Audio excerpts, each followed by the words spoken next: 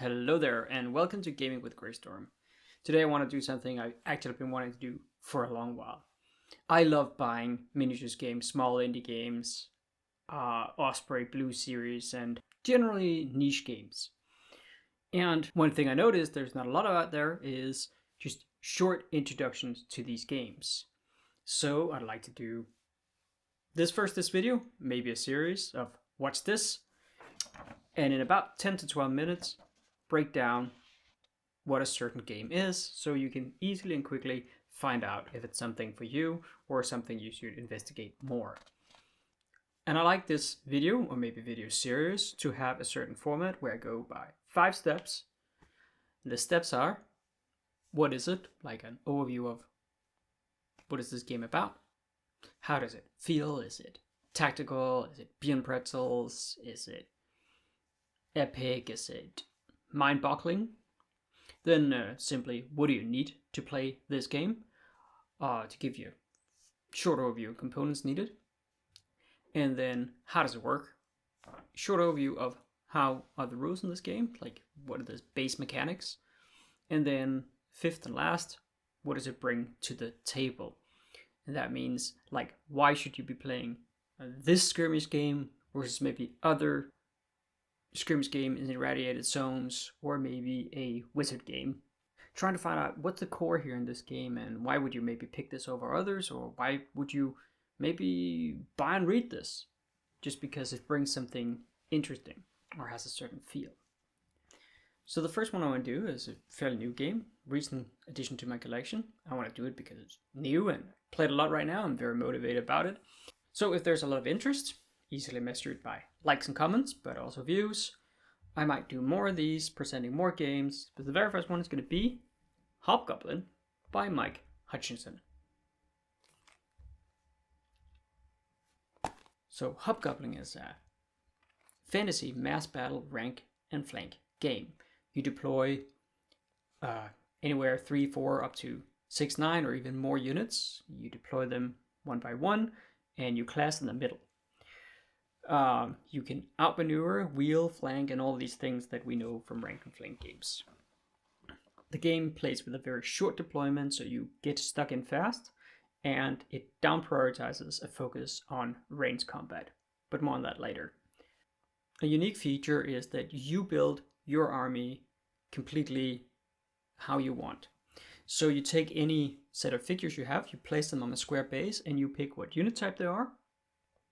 There are a number of unit types, and then you buy them keywords, and that's what they do in this game. Easily switched out between games, and easily to bring out even the most peculiar figures you have. The game comes with its very own setting, lightly described in the book, and it is a kind of dark, muddy, grim fantasy in a world that's completely underground. Kind of gritty. Even more gritty than that old Warhammer Fantasy Battle. But you could take your figures from Fantasy Battle. You could take Tolkien-esque or even Game of Thrones units, or your troll cavalry that you already had in the bottom drawer, and field them in this game. So how does it feel? Well, the game is it's like doom metal. It's dark, fast, gritty, and brutal. So one of the things that make Hobgoblin brutal and head-on is that the deployment of your troops is about 16 inches apart, and with most units moving somewhere between 8 and 14 units, means that it's very likely, if both you and your opponent are up for it, that you will have melee combat in the very first round. You may deploy further back if you have some kind of tactic on that, but the deployment zones go all the way up to 8 inches from the center line. There are other deployments and scenarios that can change that, but as an outline, that is how you start a game of Hobgoblin. The designer has focused on brutal, and you can definitely tell this. Deployments are close to each other, focuses on melee, and once you start dishing out damage, you really do dish out some damage. This game has an interesting mix. So it's not I go, you go, or alternative activation. So after the initiative phase, The first player takes their magic phase, then second player takes their magic phase. Then both move to movement, first one player, then the other, then shooting, then combat, and then in the end, the doom phase. Very interesting for this is in the combat phase, you also go back and forth and you dish out damage. But you don't actually remove any units before you both go to the doom phase. Meaning in this spirit of a brutal, fast game, you can dish out a lot of damage and you even get out to dish out damage before you lose units, giving both players an opportunity to roll some dice and have their units do something on the table. The theme of the world is very gritty and dark. This is more like Doom Metal. Imagine if Mörkborg was a mass battle game. That's Hobgoblin. And number 4. In order to play Hobgoblin, you will need a fantasy army. So the way Hobgoblin works is that each unit is mostly represented by the square base that it's on, which means you can put on any number of units or multi-basing or goblins infighting as long as they stay within a square. If you have something like I have had Warjacks from War Machine, you can put them on little square bases and now they can become a unit. So as long as you have any kind of figures you can place on some square movement trays or bases, you can field them in Hobgoblin. Minimum base size is 40 to 40 millimeters for units with narrow footprints, and 100 millimeters or 10 centimeters for wide footprints, and up to 20 centimeter wide units. And among the units, you can have all kinds of infantry and cavalry. You can have war wagons and chariots, monsters, and artillery. So you have a lot of variety when you pick a type for your unit. So besides some units on some square bases, you will need a measuring tape, preferably one per player, and about 12d6 per player, maybe a little more. I had been rolling up to 15 dice for one attack, but that was with a lot of buffs on top of each other. You will also need some kind of tokens to represent broken or distracted, which are keywords. If you buy the book, there's a printout of tokens. You can probably use any token. And you'll also need some kind of marker for Doom, where your units will take anywhere from 1 to 12, sometimes even up to 20 Doom, which is a kind of damage that Hobgoblin uses. This can be dice or small tracker wheels or whatever you have. Standard size army will field somewhere between 6 to 9 units, but since base size decide the unit, how many figures is that? Well, that's really up to you.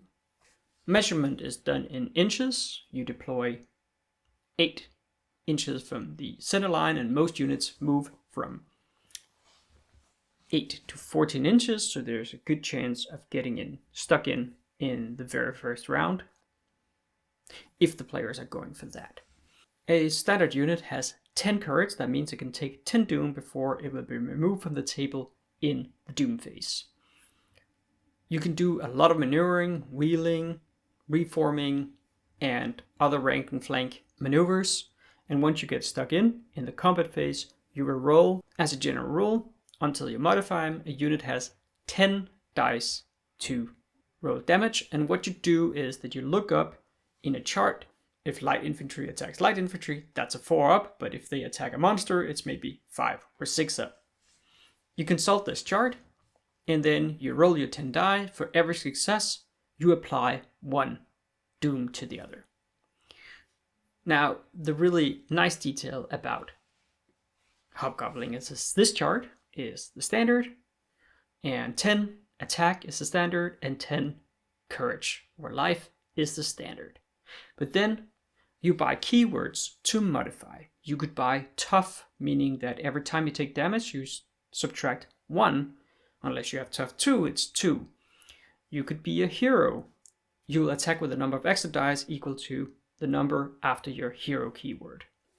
And with a fairly small number of keywords and these standard rules, you can build very unique units. And after a while, it becomes very second nature to know what target number do you have when you roll. This makes the game flow very fast back and forth, and it does so you always feel like your units do something. Another interesting note is that shooting in this game is severely limited. Any unit can only be half killed by shooting, and any unit shooting is halving their number of attack dice. So where you would normally be rolling 10 die, you only get to roll 5 on the shooting, and you can't give more than 5 damage or doom from shooting. This means that shooting can be used to soften up targets, but you can't get shot off the board. If you like shooty armies, it's maybe not your favorite, but it does keep the focus on getting stuck in and slugging it out. And as I briefly covered, a unit takes a number of doom in the combat phase, and then if it goes over at courage, it's broken and gets removed in the doom phase. It means you don't take off individual models in this game. The game also features a simple but effective magic system. You simply get a bunch of mercury tokens each turn. These are like mana points. And then you have, for most magic schools, a 2-point, a 4-point, and a 6-point spell. You don't have to roll for them to succeed. You just spend the mercury tokens. These are powerful and interesting, and every faction can pick the magic school they like. For each wizard you bring to the table, you will unlock a new magic school. But wizards are a bit pricey. The game also uses cards. And hopefully you can buy these at Electi Studios, but otherwise there's also a card drawer online that you can use. And these bring a new dimension to the game. The standard cards here has a lot of references for scenarios and the spells. And the rest of the cards change the battlefield in some way. You can make an extra move, you get 2 extra dice to the attack, you can avoid a broken unit being taken off the table. What does Hobgoblin bring to the table? Well, Hobgoblin promises to be brutal, and it is.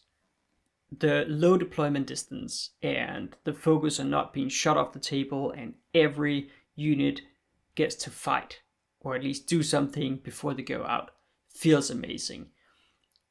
You are almost bound to have a good time even though you lose this game, because you will have done something and it will probably be close or feel close to the end.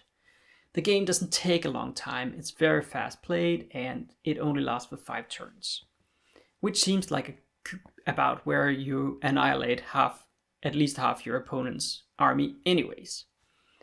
And while not moving off individual models really ticks some people off, it's great to field your units, it can be on scenic bases, and this idea of being able to field anything in collection and making rules for them and tweaking them. See, I tried this in other games like Dragon Rampant or Lion Rampant, but it doesn't feel as fiddly as some of those games where you have to customize. It feels much more streamlined. You can take some weaknesses to lower point cost and make your rat men feel extra skittish. And the fact that you only remove units in the doom phase so everybody gets to punch is just one of the loveliest details of this game. And Hobgoblin really has a focus on just getting in on the fun. That was an overview of Hobgoblin in 5 categories. Hopefully I'll learn to perfect this format. This is my first one. I was hoping to practice on other games so I could be really good when I wanted to present Hobgoblin. But then again, I just wanted to talk about Hobgoblin. I also like to make more videos, so I'd like to make a video about how do you actually make an army, maybe go more in depth with the, maybe give a rules example and some battle reports. So if you'd like to see that, well, do that YouTube thing and leave it in the comments. If you'd rather see me do more of these What Is This videos on other games, preferably indie games and something I have in my shelf, let me know in the comments. And now I'll play Famous Blade. That gives you hero +2, which is 2 extra dice to hit that like button. And this is Greystorm, fading into the mist.